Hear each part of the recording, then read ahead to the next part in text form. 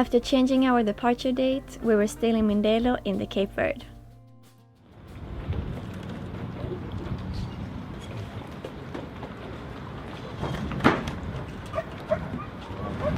Yeah, we're going to fill up the gas bottles.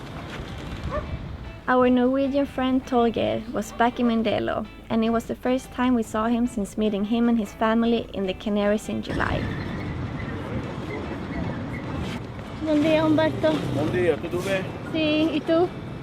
Direto. Sí, yo tres, chao.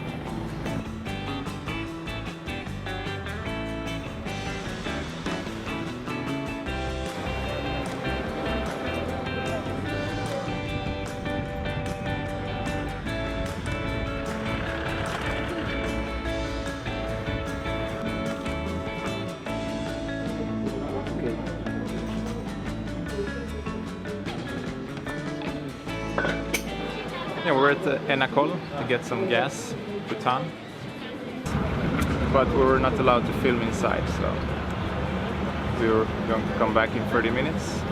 And it was really easy. They didn't care if what bottle it was and what connection. They seemed to fix everything here.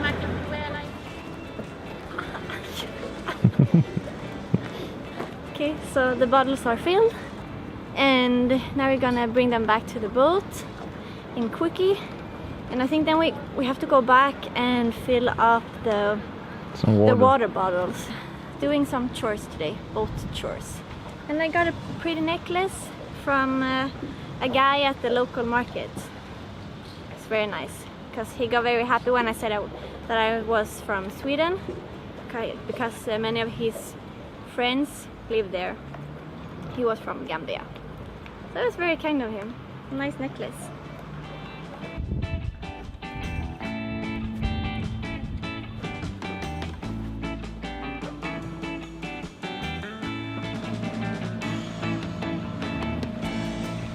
And we just took a ride with the dinghy to check out the Vendée Globe yacht, Tanguy de la Motte, I think his name is. He went in here yesterday in the Bay of Mindelo to make repairs on the mast, and he's still anchored here, so I guess he's still working on it. But we can't go too close because yeah, he's not allowed to have any assistance. If we come too close, he will probably be disqualified, so we will keep our distance. The Vendée Globe is a round-the-world solo race, sailed non-stop without assistance. It started in France on the 6th of November, and sadly Tanguy couldn't fix the mast, so he decided to sail back to France.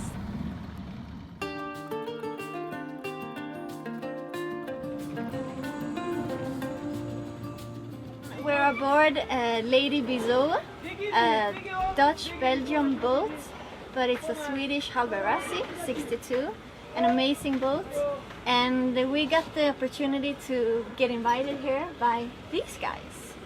So please introduce yourself. Hi. Hi there. I'm Zoe. And my name is Max. Seems to be that I'm the captain of this boat. This is my crew. Michel, hello. And Jean. We took the opportunity to sail around the world. We started several months ago with the family of 3.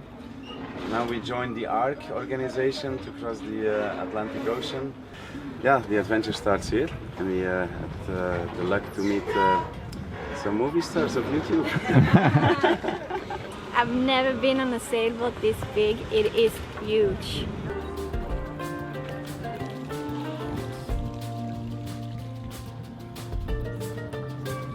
So Zoe, what do you think about the Atlantic crossing? Are you excited? Yes, I'm really nervous.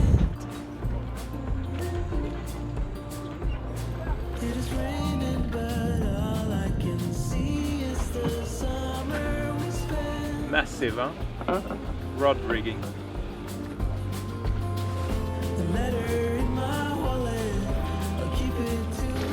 Hydraulic roller furless.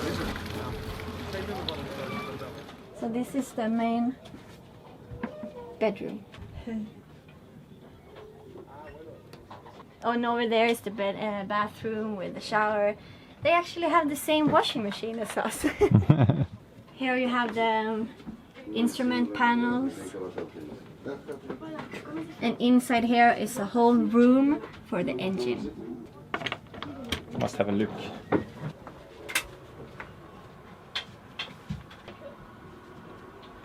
A lot of cool stuff in here.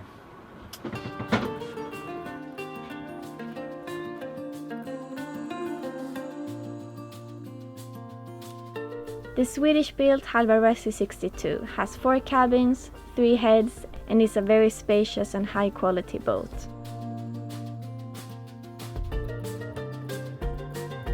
Leaves turning yellow, I'm back where we first met. The most I like on the boat is when you're very close with the family and really nice nice, people that I meet, like you guys. The letter in my So you get everything ready for the start tomorrow? Yeah, boat is gas oil is full, water is full. All the things were checked. We still have to go up the mast to do the rigging and check the rigging as precaution. Yeah, I guess it's a bit different to cross an ocean on a big boat like this, 62 foot. So, but that's quite interesting that you can cross an ocean in so many ways. Small boats, big boats, with a crew, without a crew, alone. In a, So, yeah, in a fleet. in a competition like this, or yeah, you get to see the same places.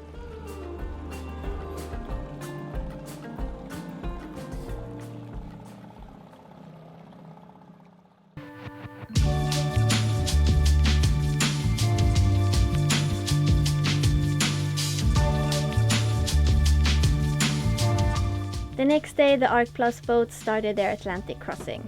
The ARC stands for Atlantic Rally for Cruisers and is an annual sailing rally that starts in Las Palmas, Gran Canaria and goes to St. Lucia in the Caribbean.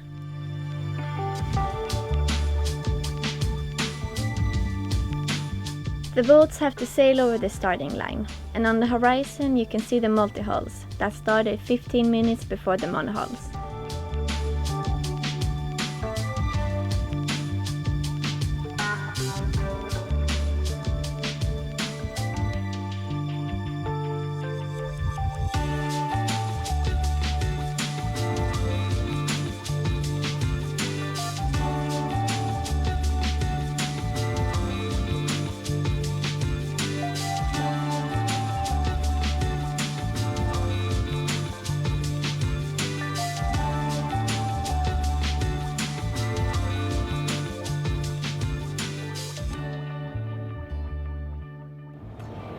Today is a very sad day. We lost a dear crew member of Ron. Our dinghy Quickie is gone, disappeared last night. Yeah, so this is definitely not what we needed right now. Yeah, so what happened was that we were visiting another boat last night, and when we were about to head home back to the boat, the dinghy was gone. And so it had probably drifted away. It wasn't well tied up. So just after it happened, we borrowed a dinghy so we can go and look for it in the bay. The bay is pretty big, and yeah, it wasn't that easy because it was completely dark. And we did the same this morning just as the sunrise, but we couldn't find it anywhere. So yeah, what to do? But we got a bit lucky anyway today, because we actually have a new dinghy already. Our boat neighbor, he saw that we were looking for our dinghy, and he asked us what happened, and then he told us that the other boat neighbor, a British guy named Colin, he actually had a dinghy and outboard engine for sale. So we went there to look at it, and it's very old, but we could try it out. It was floating, it doesn't leak, so we got it for a very good price. We were so sad that we lost Quickie, and yeah, that we had to buy a new dinghy. So what we learned from this is that we will always tie up our dinghy ourselves, and if someone else does it, we will always check on it so it's well tied up, because yeah, we don't want this to happen again. And this just can't happen again. So yeah, it was sad that we lost Quickie. But I can show you our new dinghy, and we already named him. It was pretty easy to name him. He's called Shabby, and I will show you why he's called Shabby. Yeah, meet Shabby. This is our new dinghy. He's pretty old and not the prettiest one, but it's actually bigger than our last one, so that's a plus. And another plus is that it's a 4-stroke engine. Before we only had 2 strokes, so this actually takes a little less fuel and is more powerful. We have a dinghy. Yeah. We can move how we want again, so that's good. After the bad news with Quickie and losing our shoes, which were inside the dinghy, we went over to Torgeir and his boat Seraphim. We're on the Norwegian boat Seraphim. It's Torgeir's boat, and he's going to cross the Atlantic alone in a couple of days. We met Torgeir and his girlfriend the first time in the Canaries a couple of months ago, actually. Alright, so my name is Torgeir, and this is my boat, Seraphim. And normally I sail with my wife and my little daughter, but this time I'm going to cross the Atlantic by myself and meet up with them on the other side, on Barbados. So the boat is a 30-foot steel boat, Dutch built, and I've done some solo sailing before, but this is the first time I'm going to be 3 weeks alone. I think it's going to be 20 days, 3 weeks, because it's not so much wind right now. So Torgeir, what are you thinking about being the smallest boat in the marina here to do the crossing on the Atlantic? I have a good feeling about it. Normally I like being the smallest boat. We always fit in, and there's always room for us in the marina. Crossing the ocean in a smaller boat isn't a problem really. It's a safe boat, but I look forward to being alone on the sea. I mean, safety at sea doesn't have anything to do with the size of the boat. And I guess because you're sailing on a small boat, you have some kind of the same. Yeah, but I agree. Yeah. And many small boats could be perfectly safe, and you could also have a big boat that is not safe at all. It has to do with the construction of the boat and its ability to keep the water out, even if the waves come over it, and even if it's go around with it mast down, it should right itself up and keep the water out. Yeah. And we made some modifications to this one as to keep the water out in a good way. So we could have waves in the cockpit now, which drains out instead of pouring into the boat. There's a Swedish sailor, I can't remember his name now, but his philosophy with the size of boats and safety is that he compared it to a matchstick. That if you have a matchstick, you can break it once, you can break it twice, and maybe you can break it 3 times. But then you can't break it anymore because it's too short, and you can't. And he has the same philosophy with boats, that a smaller boat takes more force to break it. So, but another thing with a small boat is that you have limited space for all the stuff you need, and also you have limited space for all the stuff you don't need.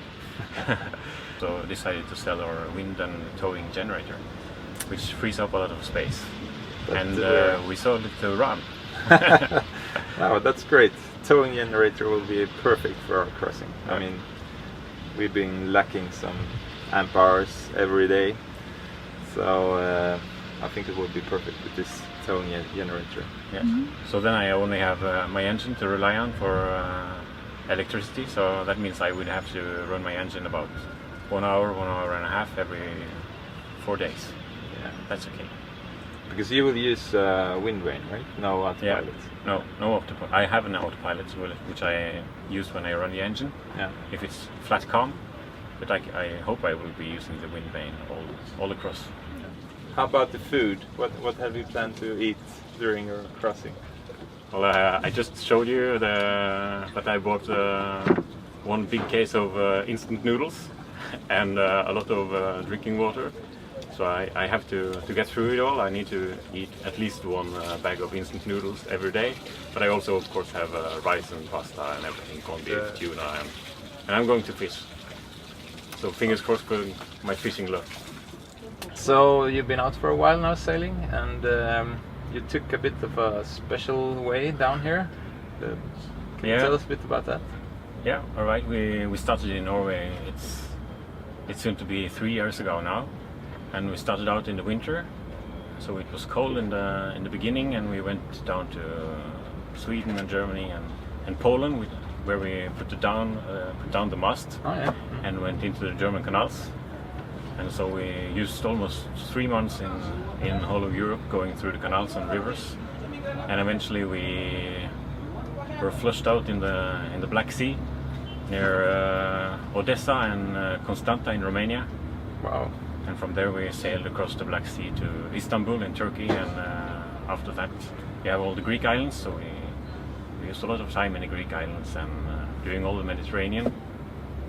And when we came to France, we discovered my girlfriend was pregnant, so we stayed a while there to get the test and the ultrasound and everything, and eventually we got a baby.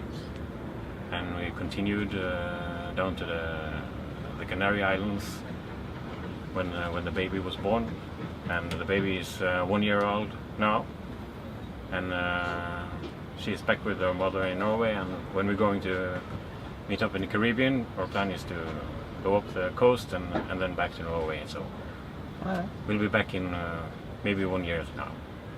That's a long trip. So it's going to be 4 years when you 3.5, 4 years, all in all.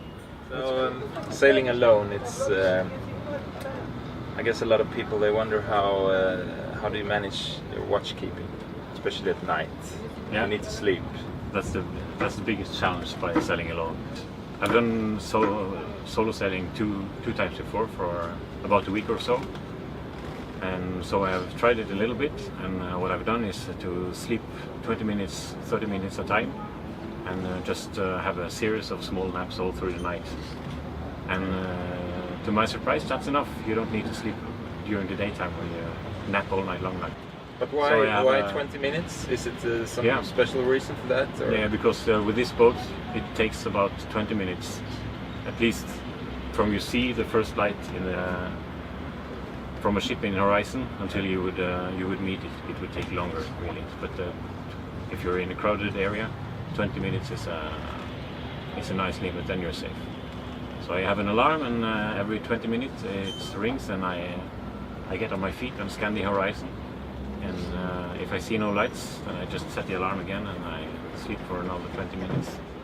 So during the night time, I just lie in the cockpit like this, under the spray hood, and it's just about long enough for me.